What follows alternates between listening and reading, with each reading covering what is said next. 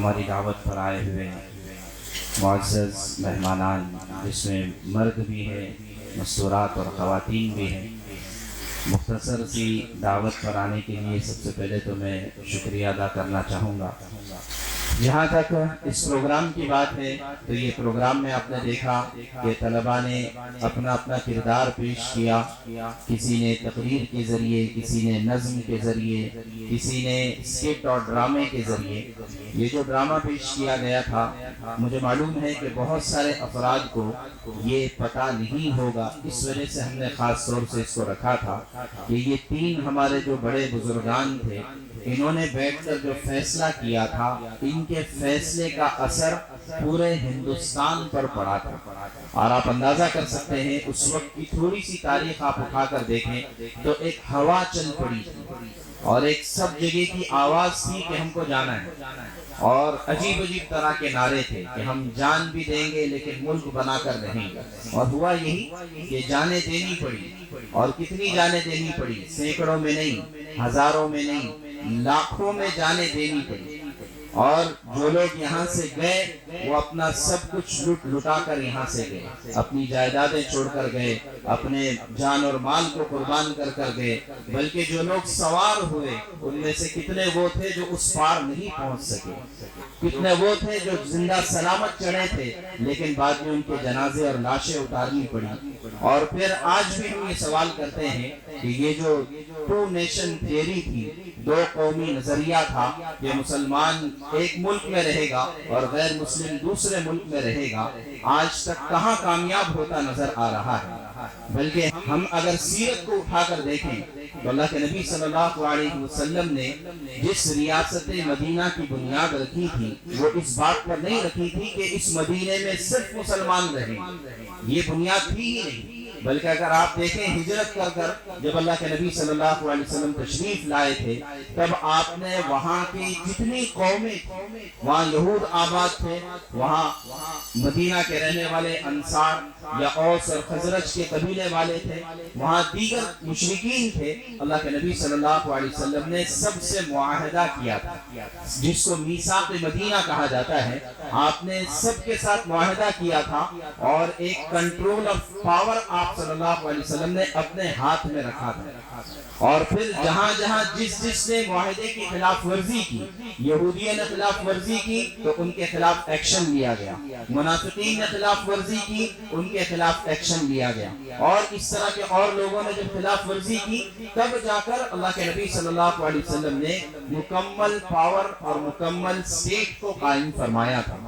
तो लिहाजा ये एक चूंकि नजरिया पेश किया जाता है कि अल्लाह के नबी सल्लल्लाहु अलैहि वसल्लम ने मदीने की रियासत कायम की, तो मदीने की रियासत ऐसी नहीं कायम की जैसे कि पड़ोस का मुल्क बनाया गया था, बल्कि मदीने की रियासत कायम की थी जिस तरह से आज हिंदुस्तान में हम मुख्तलिफ कौमों के साथ रहते हैं। आज हमारा भी हिंदुस्तान में रहने वाले तमाम कौमों के साथ मुआहदा है कि हम सब एक साथ मिलकर रहेंगे और एक साथ जिंदगी गुजारेंगे, अमन और भाईचारे के साथ, मोहब्बत और उल्फत के साथ जिंदगी गुजारेंगे। ये हमारा मुआहदा है जिसको हमारे बच्चे स्कूलों में प्लेज के नाम से और जो है अहदनामे के नाम से कहते हैं। तो इसको प्रैक्टिकली और इसको जिंदगियों में उतारने की जरूरत है। उससे बढ़कर बात एक ये है कि सबसे पहले हमारी आने वाली नस्लों को हमारी तारीख और हमारी हिस्ट्री पता होना चाहिए। आप किसी से पूछें कि जंग आज़ादी कब से शुरू हुई तो आम तौर से आपको जवाब मिलेगा कि पहली जंग आज़ादी 1857 में 1857 में हुई।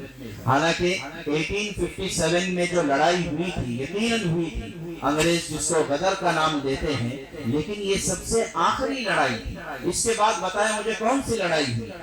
जो गदर का वाकया पेश आया उसके बाद कौन सी लड़ाई हुई? कोई लड़ाई नहीं हुई। उसके बाद तहरीकें उठी है, आवाजें उठी है, लेकिन जान और माल को इतना नहीं कुर्बान किया गया जितना कि 1857 से पहले और 1857 के 10 साल बाद तक किया गया।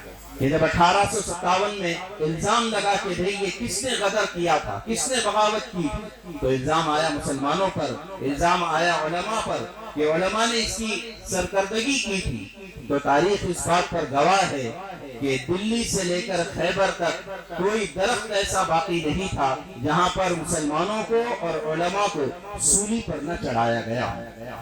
اور پھر وہ تصویریں تو آج انٹرنیٹ پر موجود ہیں کہ توپ خانوں کے دہانوں پر مسلمانوں کو باندھ دیا جاتا اور توپ کے ذریعے سے ان کے جسم کے فرقشے اڑا دیے جاتے تھے۔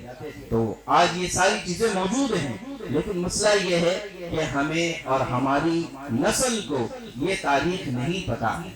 تو بات یہ ہے کہ اصل جنگ آزادی جو شروع ہوئی تھی وہ شروع ہوئی تھی 1700 کے بعد سے۔ 1707 میں اورنگزیب عالمگیر رحمۃ اللہ علیہ کا انتقال ہوتا ہے اور وہیں سے مغلیہ سلطنت کا زوال شروع ہوتا ہے، اور اسی کے بعد سے آزادی کی تحریکیں اور آزادی کے لیے آوازیں اٹھنی شروع ہوئی تھی۔ تو آپ مجھے خود بتائیں کہ اس وقت میں آواز اٹھانے والا کون تھا؟ اس لیے کہ حکومت کرنے والے تو مسلمان تھے، زوال بھی آیا تھا مسلمانوں کو، اور انگریز بھی جو سارا لوٹ مچا رہے تھے وہ مسلمانوں کے خزانوں پر یا مسلمانوں کی حکومتوں پر لوٹ مچا رہے تھے۔ تو پھر آپ بتائیں کہ سب سے پہلے آواز اٹھانے والا کون ہو سکتا ہے؟ تو لہٰذا یہ بات ہمیں پتا ہونی چاہیے۔ جب ہم کو تاریخ ہی نہیں پتا ہوگی تو ہم آئندہ کیا کر سکتے ہیں؟